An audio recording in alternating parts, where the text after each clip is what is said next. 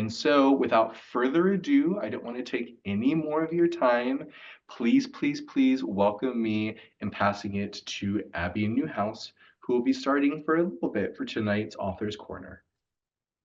Hi, everybody. It's so great to see so many people from so many different places. This is amazing. I just wanted to quickly say that I'm from the Inner Loop. It's another literary nonprofit in the DC area, and we're just so excited to be partnering with the Writers Center. We've loved working with them over the years, and I just wanted to introduce our Authors Corner program, which is a multi-platform marketing campaign that spotlights a DC writer and their recently published work from an independent publisher each month. And so we just try to give them the marketing they deserve. We get their books in local bookstores. We get them different craft chats and panels throughout the city, and just so that more people can get their hands on this amazing work. And so Charlotte Taylor Fryar is our November spotlight. So we're so excited to hear more from her. And then I was so excited to come across Andrea and Paige's work in the 51st newsletter. Shout out to them as well. The interview was so interesting, and I thought it would be so fun to get everybody together for a little talk on research. So very excited to hear what they have to say, and I'll pass it off to Moa, who is going to moderate the conversation. Thanks, Abby. Charlotte, Andrea, and Paige, I loved your books and learned so much about DC, so I'm very excited to be here. And yeah, so we're going to talk about research and place tonight, and I'm just going to jump in because we don't have a lot of time and I have a lot of questions. I'm sure we will not get to them all. I'm going to start with a pretty straightforward one because I'm in the middle of researching for a revision right now, and I imagine others are in the room. And I'm very curious about sort of your timeline for each of these projects. So how long did it take? How long were you researching? Was that overlapping with writing? Were they sort of distinct processes for you? And I'll just let whoever wants to start take a swing at that one. Oh, wow. Do you want to go first, Paige? Yeah, I'll jump in. I mean, Andrea and I have written a guidebook for DC, 22 Walks in DC that you must not miss. We each wrote 11 chapters, and we'd actually started kind of pre-pandemic, when we first, were working with the publisher. Then things were on pause, obviously, because of, life. But once we kind of got the go-ahead signal, things went pretty fast. I think probably like a year or so, maybe a little bit less, from research. And so we were, at least I was researching and writing all at the same time, and trying to figure out like what angles to take for each chapter, because each chapter in our book has a theme. So it was kind of everything all at once. Yeah, and for me it was similar, that because everything had to have a theme, we were going for themes that aren't common, that isn't the National Mall, that isn't, it isn't a typical look at the National Mall or a typical look at DuPont Circle or some of the neighborhoods that we selected. And it was for me, it was finding a lot of stories, and then, as they say, killing my darlings and distilling down to, oh, these fit into this theme.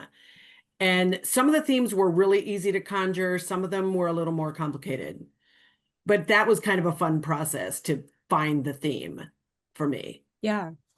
What about you, Charlotte? Well, I mean, I had a very different process. I've told this story a few times now, and every time I tell at least my students this, I feel like they don't believe me, but I started writing Potomac Fever, which is my book. It's called Potomac Fever: Reflections on the Nation's River.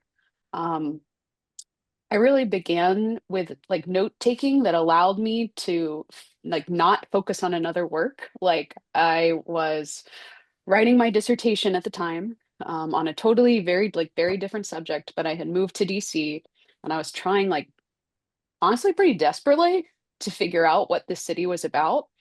And so truly, like, in my spare time, but also like in all honesty as like a distraction topic, I would like go to the library and just like read like history books about DC. And like take notes on them because I don't know, my background is in academia. I guess I like don't know how to read works of history without taking notes, without the idea that like maybe one day this will could be useful or something. And at the same time, too, I was learning so much about the geography and ecology of the Potomac River. And that also sort of felt incidental, almost accidental. I would go on these sort of long walks before I would start writing my dissertation for the day. And I would take these like notes just sort of on the notes app on my phone. Strange little plant here. What's going on with this little dry run? Why is this one dry, but this one isn't? Why is skunk cabbage here and elders here? And all these sort of notes about plants and animals I was witnessing. And I would come home and I would like type it all up. I would do some, maybe as part of that, maybe typing up, I might do a little bit of research. And then that would like help jumpstart me for what I thought was like my real work at the time, which was like writing this dissertation. Um, this is all to say, like, my initial research process was so much like distraction from something else. And for me, like, I've been thinking about it quite a bit in preparation for this. Research for me has always been like it's almost like a leisure pleasure activity. And I I find it easier than writing, to read the work of others. And I like love the process of discovery. Like I enjoy asking the question, perhaps more than sometimes answering it. But that all said, hopefully that answered your question. Yeah, yeah. And I'm sort of curious to pass it back to Paige and Andrea. Am I saying your name right, Andrea? Yes. Okay, we had a discussion before everyone got here, and then I was in my head about it. Yeah, how much were y'all sort of letting the research lead you versus leading the research? Like, did you always know what question you were asking, or were you sometimes researching without knowing quite what you were trying to get at, I mean, kind of both, because we were able to pick which parts of the city we wanted to write about. So I think we kind of started from places that we either felt passionate about or had a connection to. So we kind of started from a place of I love this or I'm interested in this. Um, and because we both have lived in DC for a long time, we're both tour guides and, we take a lot of tours and we are always talking to people. We kind of had a wealth of information in our head, but it was then like, okay, what do I do with it? And for some parts of the book, it's very easy to write because it's like, oh, I already know a lot about this. And then it was, I need to validate this information, or like, oh, I heard a story, like, let me track it down. Some of the chapters just really flowed. And then others were like, I don't really know that much. I might have had like one like little data point, or like, well, let me look at a map. I mean, honestly, for some of the chapters, it's like, just let me look at Google Maps and like, well, what is here? What do I know about it? And then find like that one nugget that would then kind of lead me down a rabbit hole. And for some of the chapters, I thought I was going to write about one thing and ended up somewhere entirely different once I got into the research. So that was the fun part, in thinking that I know a lot about the city, but you can never know everything about the city. And I just discovered so much in going through the research process and, you know, just going on walks and reading plaques and, going through the various pamphlets and brochures that I collect because I throw nothing away. So yeah, it was really kind of starting with curiosity, discovery, and really sometimes ending up in an entirely different place than I thought that I would. And for me, because this is my second guidebook, I started, and like Paige said, we both know the city really, really well, and we explore a lot in so many different ways and looking at the city through so many different lenses.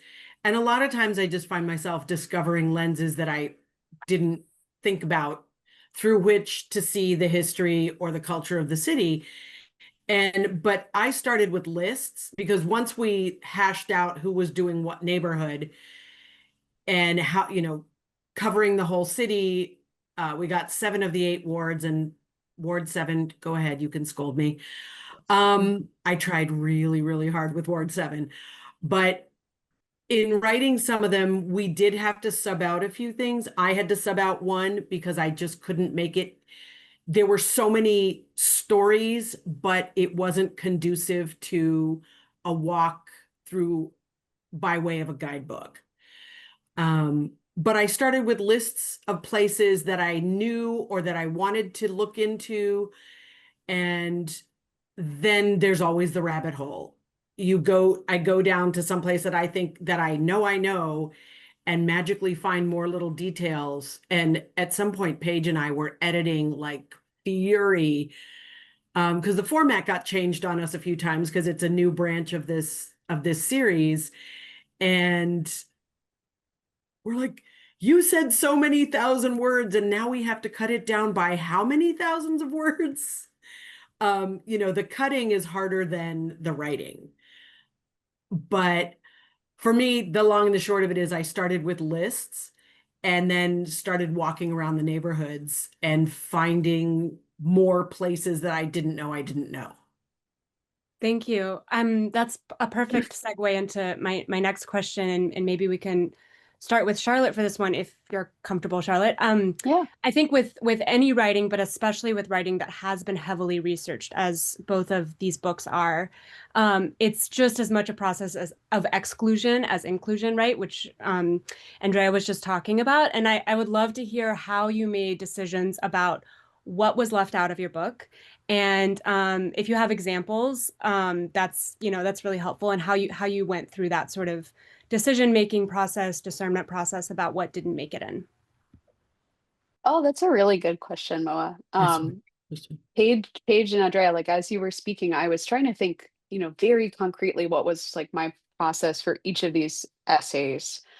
And I think very much like the both of you, like I think about this city, like the map spreads out in my mind. And I don't know if that is a DC specific thing or just the way that my brain works. But like when someone tells me like, oh, I'm from Adams Morgan, like all of a sudden, like I'm like looking at the map in my mind and I'm like 18th in Columbia. Like I don't know what it is, but that's how it works. But for each of these essays, I think it began with some sort of element of the geography and ecology of DC. So it began with this idea of a spring ephemeral, or ramps, or pawpaw trees, or the old Tiber Creek. And from there, I started to think about, well, where does that associate with a place in my mind? And in some places, it's like a neighborhood. In other places, it's a particular waterway. In other places, it was like literally that one corner. The kind of size of place became, I don't know, differing sizes. From there, I think it began to be tied to some element of history. And this, I think it's to your question, Moa, of like exclusion. Because for me, like my great soapbox, the thing I love the most and could talk about all day long is the incredible biodiversity of Washington, D.C. Like I could yap all day about nature in D.C.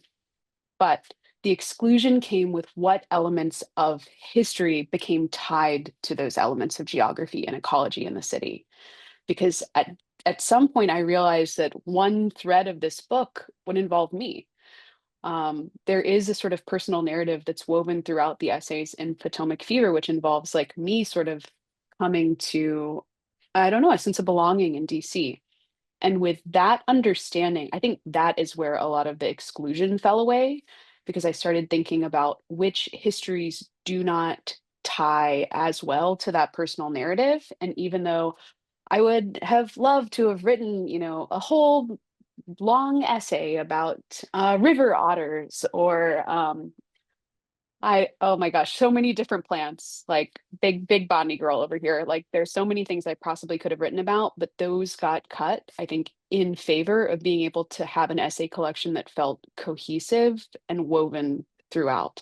And as a result of that, too, there are sections of history that I feel that are not as well represented, or, I don't know, a sense of belonging in DC. And with that understanding, I think that is where a lot of the exclusion fell away, because I started thinking about which histories do not tie as well to that personal narrative. And even though I would have loved to have written, a whole long essay about river otters, or I think like to get the kind of like I don't know, like I almost want to call it like little golden nuggets or something of DC history that like, did you know kind of history. You're gonna have to read Paige and Andrea's book for that. Because I do think some of those nuggets, like I learned them and then I just like couldn't figure out how to like weave it into an essay or something like that. And to of course Andrea's point about killing your darlings. There's so many dead darlings in the, you know, the ghost town of old Google Docs. Yeah, there What are. an incredible image. Thank you. The ghost town of Google Docs. I will never forget that. Yeah, Paige or Andrea, if you have anything to add sort of about what got left out, you know, and how you made that decision. I mean, a lot of that decision was our editor because, I mean, this is the first book that I've written. So, you know, I largely had no idea what I was doing. You know, I just kind of jumped in. And I mean, I think between the two of us, we have so much, we have more than enough content for like another book because, like, once you start diving in and you discover like, oh my God, this is like the greatest thing. I didn't know this. And you just want to tell everybody everything, you know, but because of the format of our book, you know, you're doing a walk. So you're kind of giving people a flavor, you know, you're not telling them the entire history of, you know, Southwest or whatever. But it's really hard when you are like so excited about a fact or a person and you just want to tell everybody. And I think for me, a lot of it was the people stories, you know, which ties into a lot of the history because, you know, DC, a lot of people, well, most people are not from here. And so, you know, you walk by these buildings and you don't know that these amazing people lived here who did these super awesome things, and these all these stories. And so for me, it's the stories that for me were really hard to leave out. You know, we kind of gave mention, but there's some stories I'm like, I could have written a whole book on literally this one building or this one person. So yeah, there's a lot of that got taken out. And it was really, really hard. Yeah, like you were saying, you know, so many dead darlings in Google Docs. And it was just like, no, every word is golden prose. It all must be kept. But we couldn't. For me, I think because it's a guidebook and it's a visual guide, it was the elimination of place because the places mark the stories we were trying to tell. And by eliminating places, I was eliminating a story that I really wanted to tell, but it was too long or it was too short or it was too much. It was out of context. It didn't keep with the theme. Some of my challenges were, oh, there's this great story, but it's not part of the theme. And that happened a number of times as well. Yeah. Yeah. I was just gonna hop in to add one more thing that struck me while Paige was talking. Like, although there is like a dusty corner of Google Docs where like things won't come back out, there is when I was writing, I would edit stuff out also with the help slash like I was told to, right, by my editor. Um, that sort of lived in this Google Doc that like it didn't die, it's still alive. And those little sections of things that couldn't get woven into the book, but nevertheless, I was like, this is good though.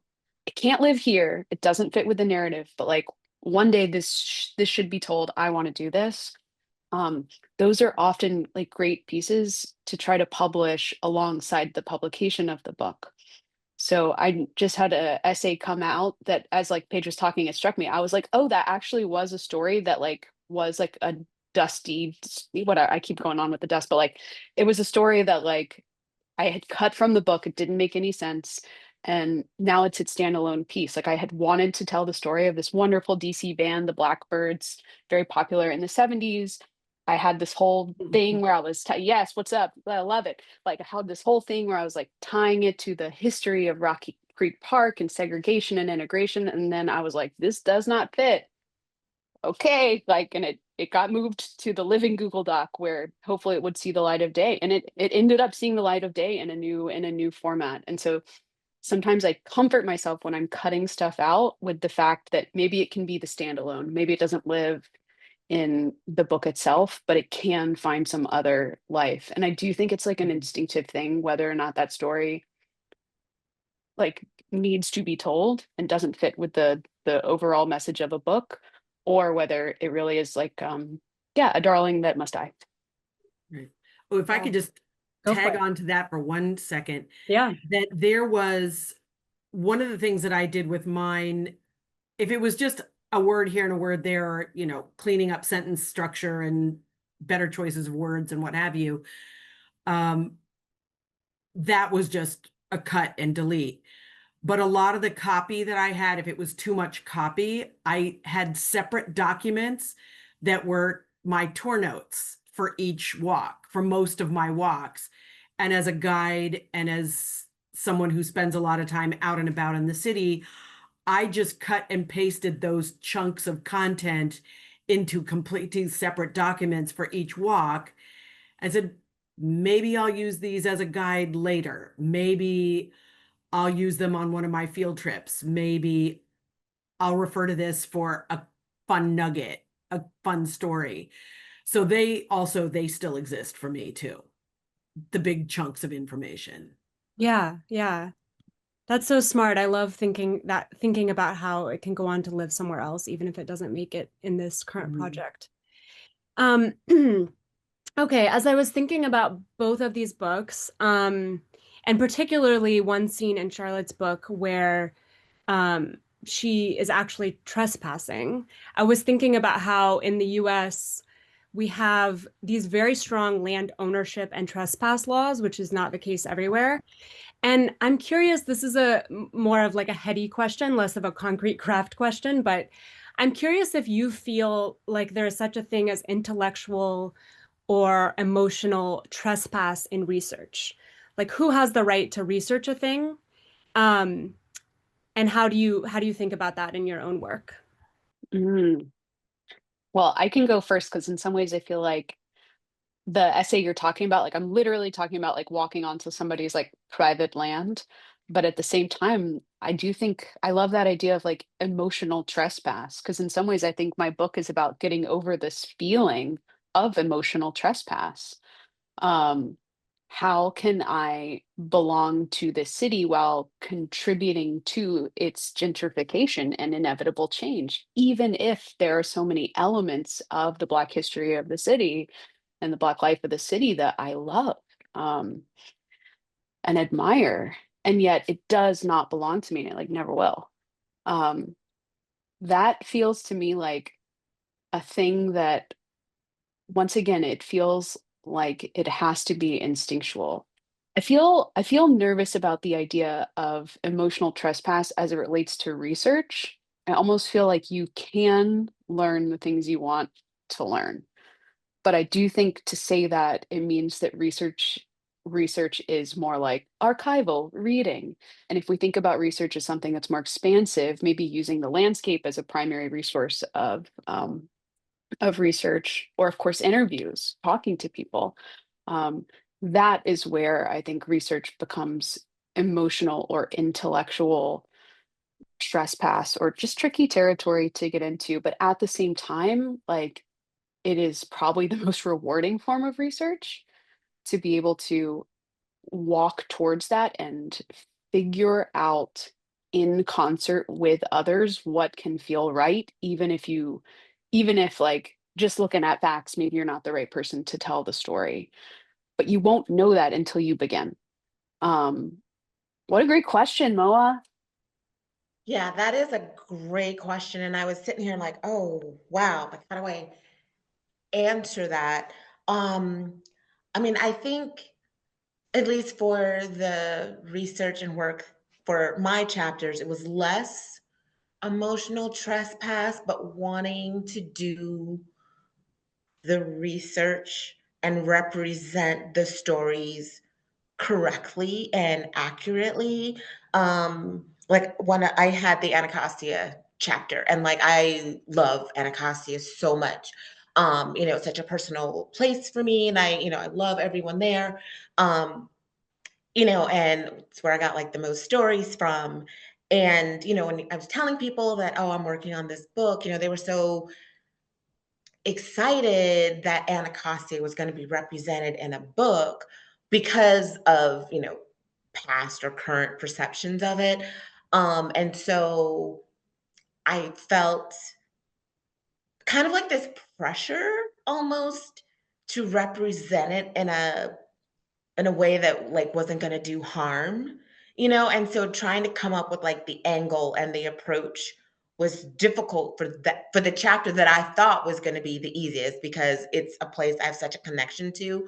But yeah, just wanting to kind of honor the stories that I had heard uh, for Anacostia and also for Georgetown, because I was looking at the history of Black Georgetown. So those two chapters, the research was fascinating and emotional, but feeling like, oh, well, I mean, yes, I'm Black. So, there's that. But like, I'm not a researcher, I'm like, do I have not the right, but like, just wanted to make sure that I was telling and representing these facts correctly and accurately.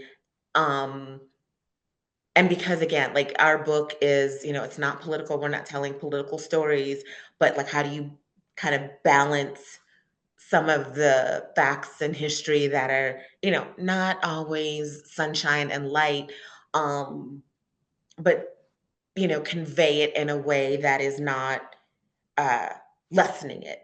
So I think that was the emotional kind of trespass in terms of, yes, I've lived in DC for a long time, but some of these neighborhoods, you know, like I'm looked at as a gentrifier, because I wasn't born here. And luckily people trust me because I've been going to these spaces. And so I think, I mean, very long-winded, I apologize, but I think, how you are representing your research, I think sometimes depends on the trust that you gain from others or the trust that they give to you and how you reflect that and your motivations and how you are capturing and reflecting that information. So, yeah, I don't know if that answered the question. Sorry. No, that's very I helpful. Yeah. I fear nothing.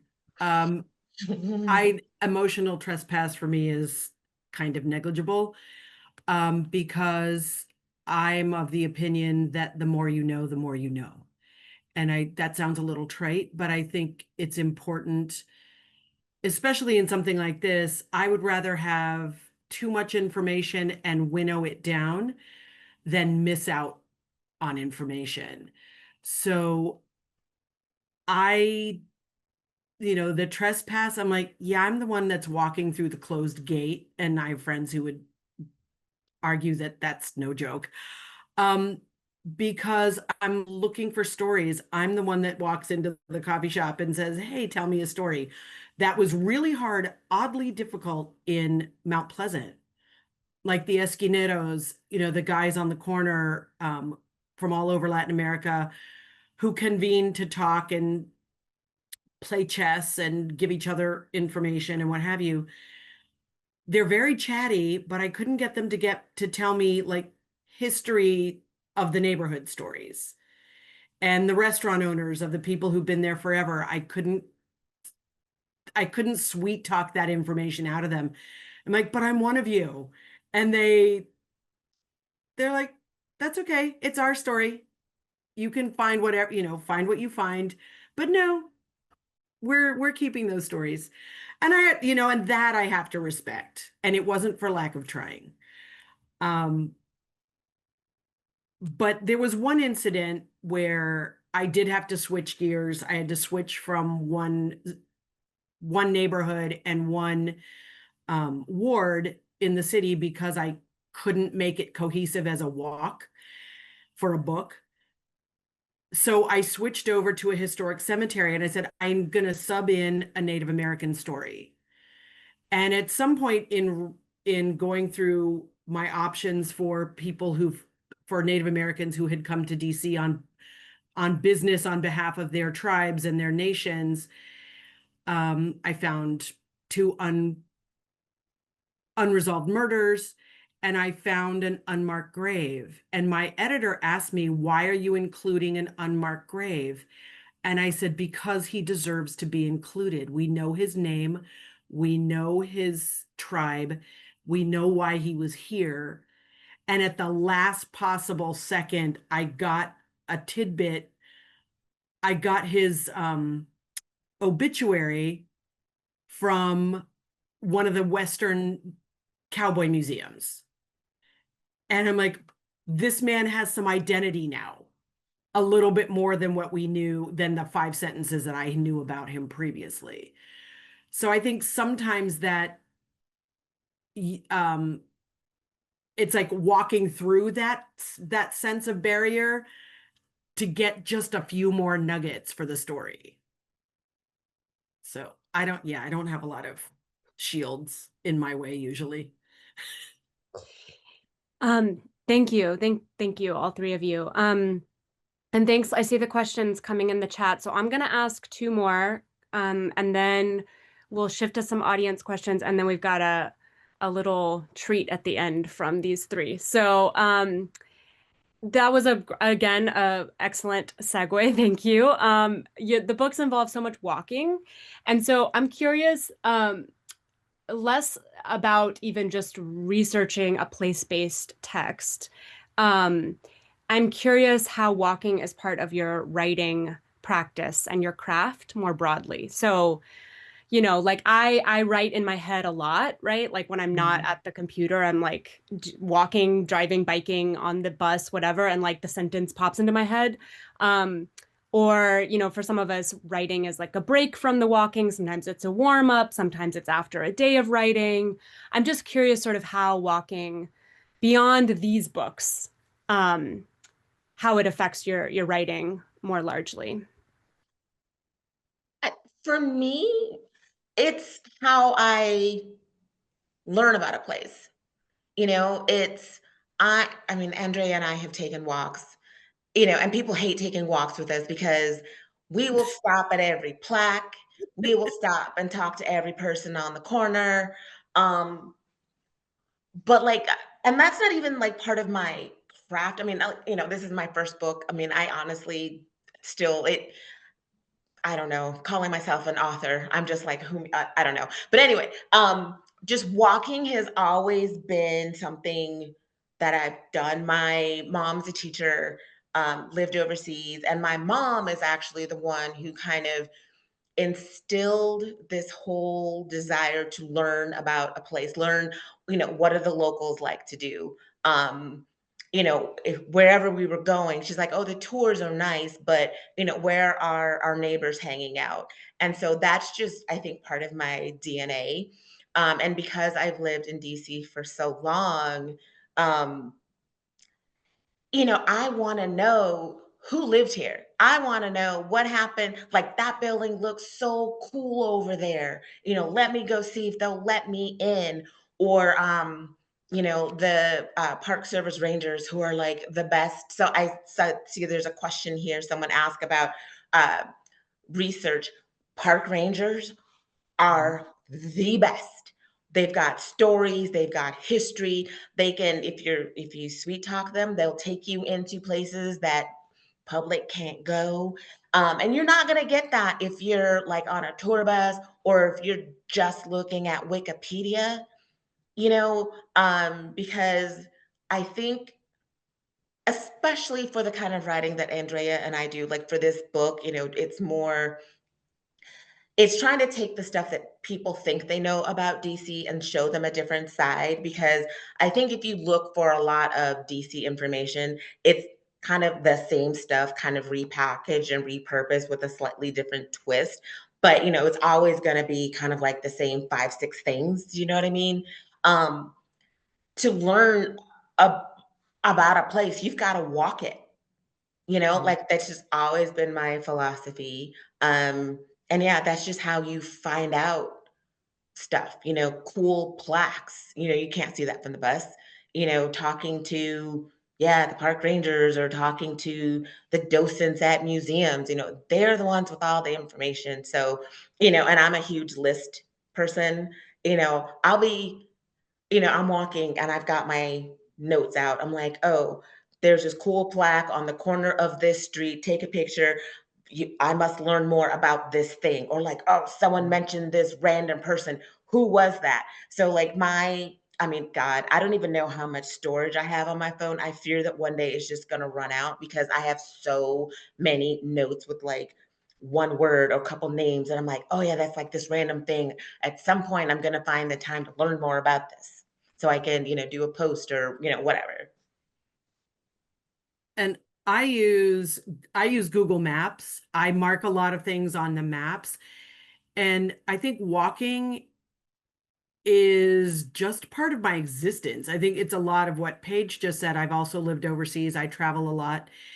And I think a lot of it is just always being observant and writing things down or taking a quick snapshot. And I have a million albums in my phone storage of images, and it's architectural flourishes. It's like, oh, look that up. What is that represent? What's the symbolism of that?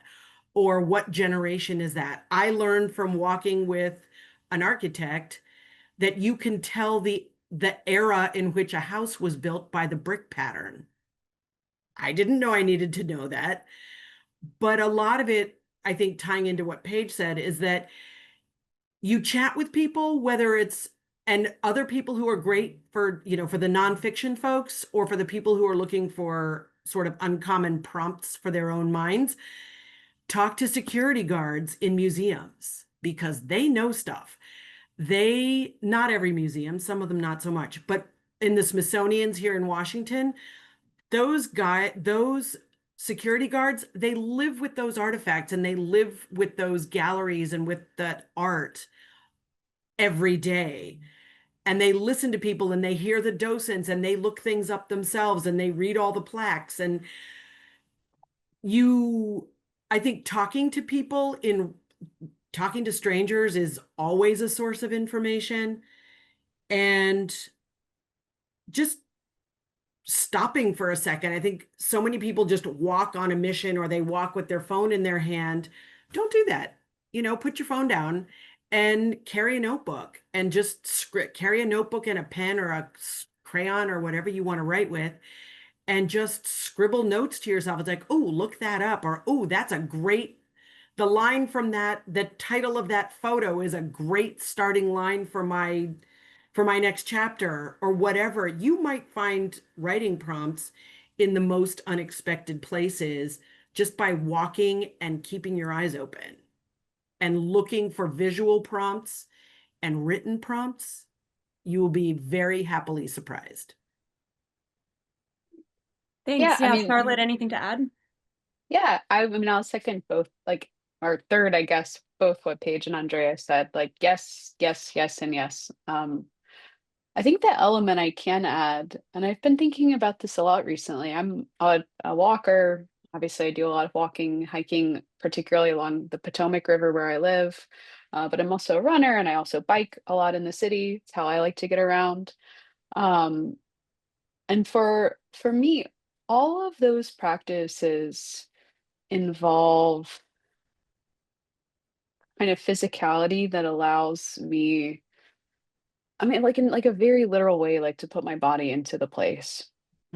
I find this particularly with running and with like cycling, biking around the city. Um, One of the essays in here, it's really not a main part of the story, but I talk about like biking along the old path of Tiber Creek, which used to be this really significant creek and now is sort of buried under the city. Um, as the March for Progress and Development in DC expanded. And I think I came to that piece because I was like struggling up the hills on my bicycle, like literally. Um, but those hills are, of course, made by the creek. So often when I'm walking and again, particularly running and cycling around the city, I'm thinking and feeling the geography in the way that you move around the city. And that often feels like, to your point, Andrea, about almost like a prompt. I think some of these essays and some of the maybe just sort of journaling or note taking I did in early stages began with the prompt of the experience of geography when you put your body into place. And sometimes too, like with running, moving quickly through it. Like I take the point about like stand and look at the plaque and look at the sign, but I think too there's something about moving like swiftly. Not that I'm a very fast runner, but faster than walking, through the place that I don't know, just brings your body more fully into it. And that now feels so critical. I don't know if I can say it's my research process, but it does feel like it's a really important part of how I have built a relationship with place that I almost would advise it for anybody, right? Trying to understand a place. Not only walking obviously is incredibly accessible, well, hopefully, but for me too, running and cycling have been really critical as well. It's another great question, Noah. Okay, this is the last one from me, so we can have 10 minutes left for the audience. Sorry, y'all. If we can try to keep the answer really tight, because I'm down to the wire.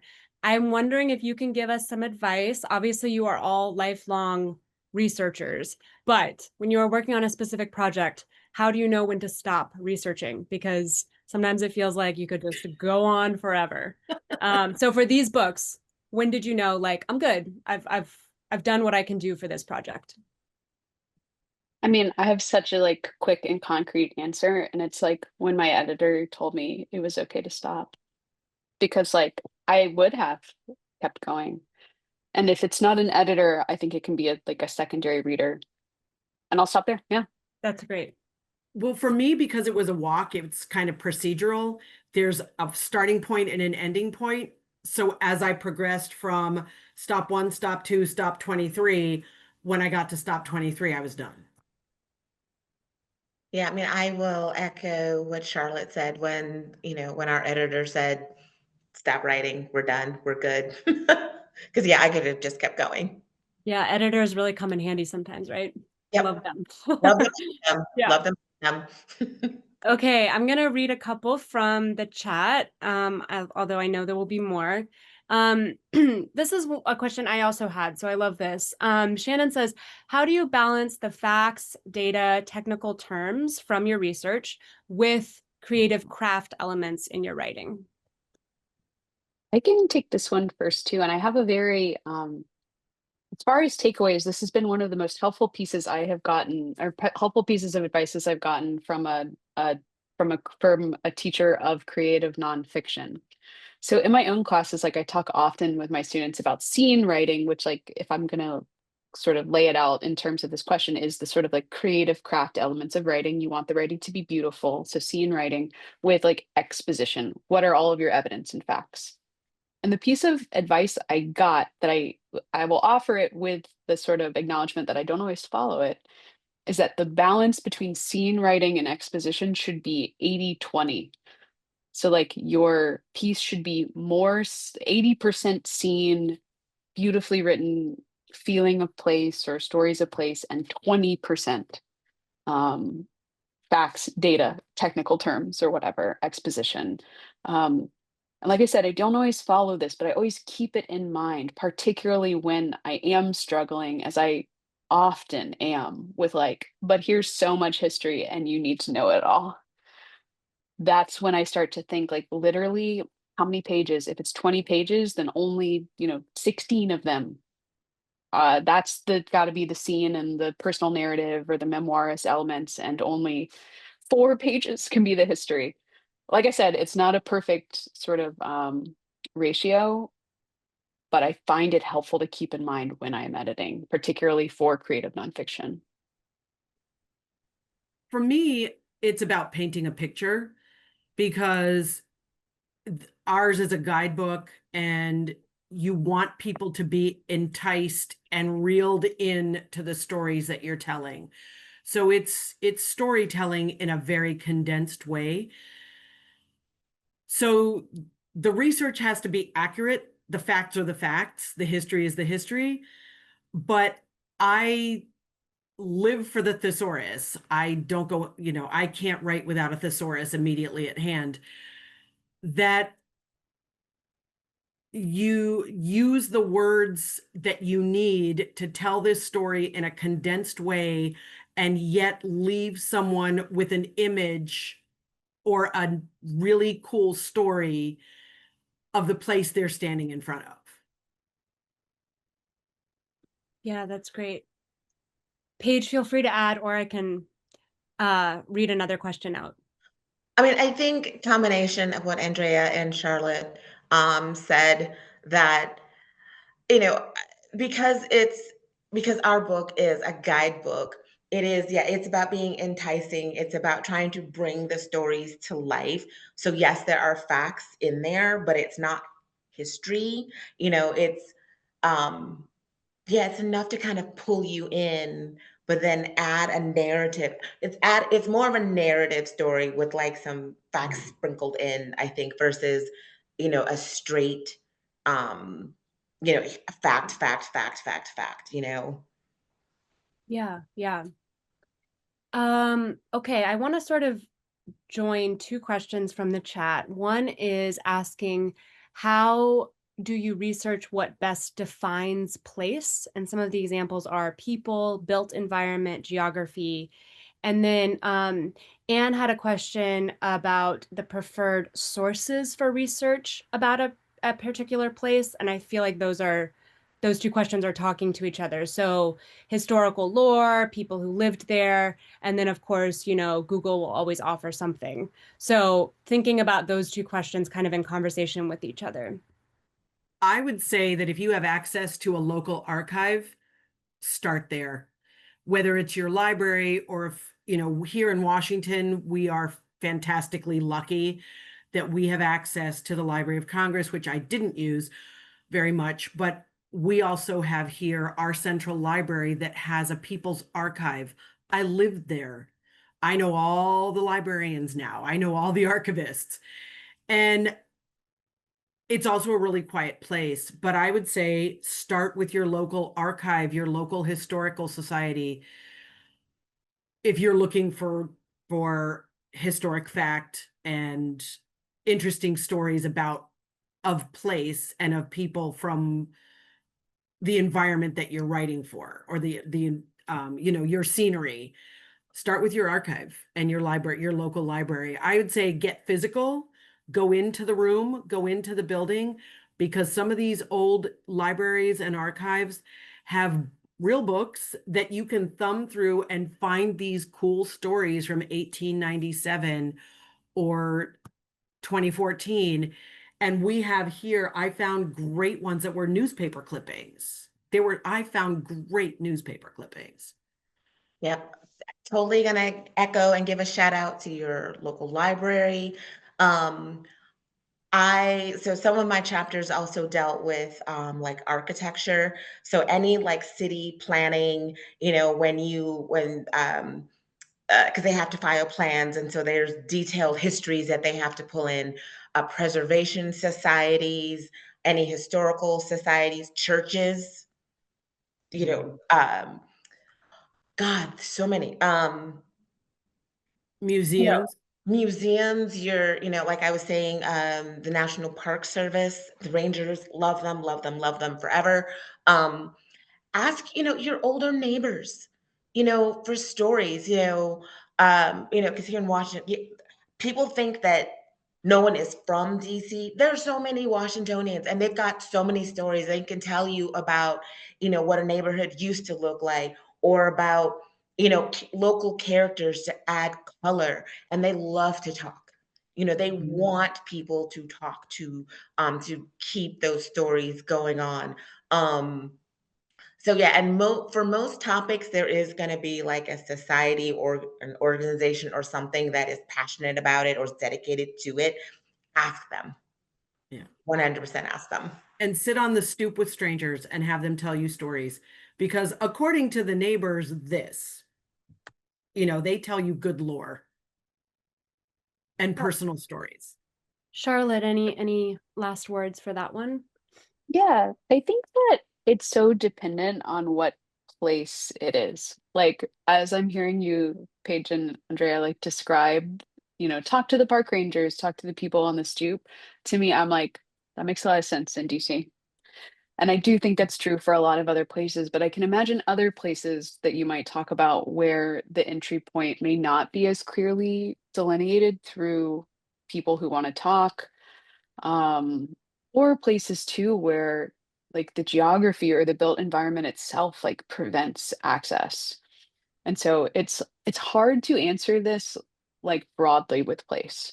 Like the first question that's up here that was written, how do you research what best defines place? The people, the built environment, the geography. I'm like, yes, yes, and yes. It's so hard to know which particular one, but it so is dependent on the place and dependent too on like what is your view on a place. I will speak for myself and say that I think my primary understanding of place has to do with geography. From there, like geography and landscape, from there it deepens into history, and history of course involves people. And that's almost like the path I have followed, not only for, my this book that I'm here to talk about, but for almost any other project and work. It begins with questions about why does this place look and feel the way that it does? Geography wise, or maybe even ecology, what are the plants and animals around me? And then digging into history and then digging into place. And it sounds like from Paige and Andrea, maybe they have, the experience of the people in the conversations drive it. Yeah. Thank you.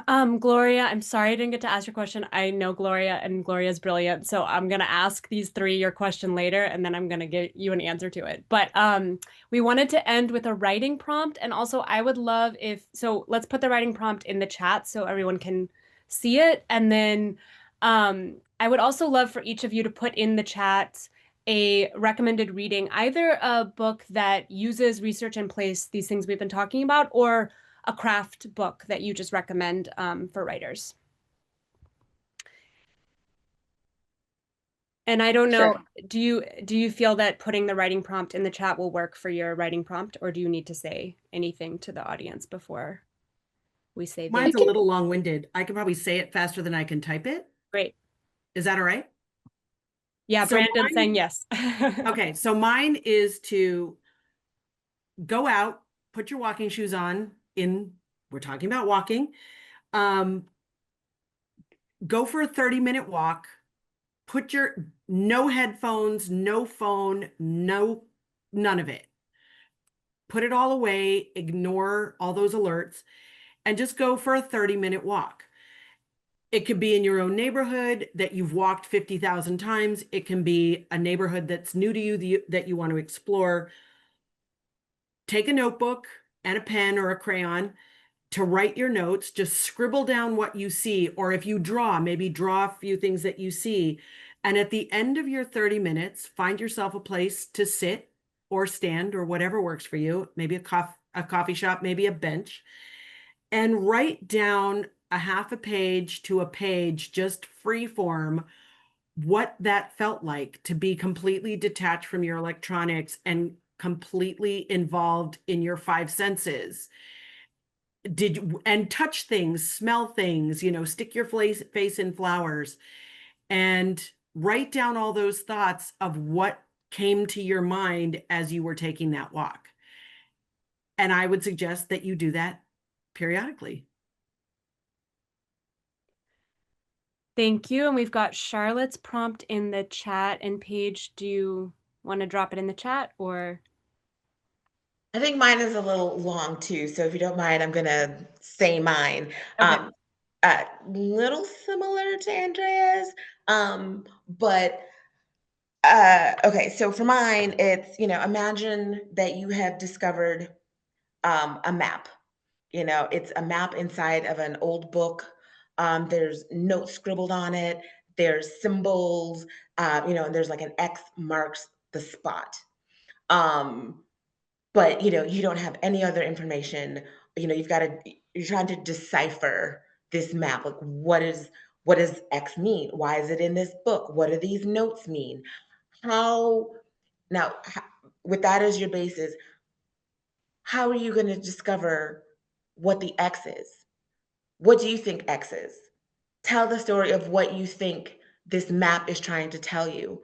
Um, are you going to start looking at it from, uh, uh, is there a building? Are you going to start looking at the architecture if it's marked? Are you going to start looking at the notes? It mentions names. Are you looking at it to identify the people? What is your entry point to figure out what this map is trying to tell you? Is it the place? Is it the people? Or is it deciphering these symbols and the history of what else is around that map? So X marks the spot. What is it trying to tell you? Thank you. Thank you all three so much. I learned so much from this. Yeah, thank you, Mo. Those were really, like, I kept saying it, but those are really good questions and a delight to be asked.